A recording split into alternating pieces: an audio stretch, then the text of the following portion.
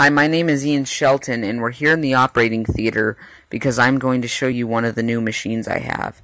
This is called a GE Healthcare Modulus 14 XL anesthesia machine. Let's start out with the basic anesthetic components, and then we'll get on to the units that I've added to the machine. It has, standard with all American anesthetic machines, the nitrous oxide is always blue in USA. The medical air is always yellow, and pure oxygen is always green.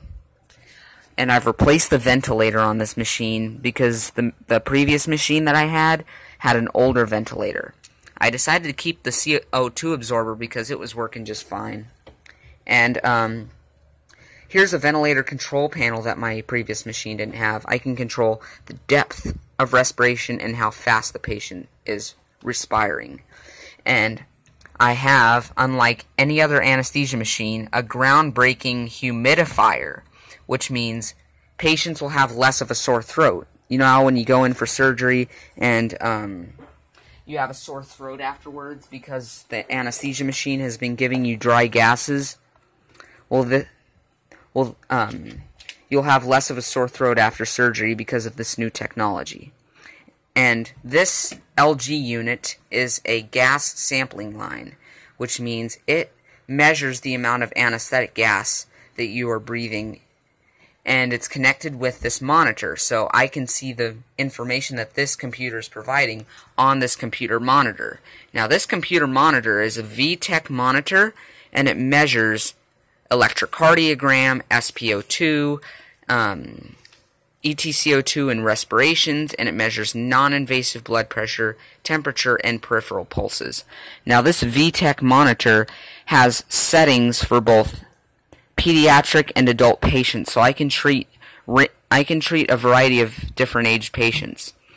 Now, this computer is really the brains of the operating theater because it has my scope of procedures, and in these categories in my office I do operative dentistry, endodontics, oral surgery, reconstructive facial and dental surgeries, and some cosmetic facial elective procedures, and very few ENT cases. I can do tonsillectomies and frenectomies and any of those procedures.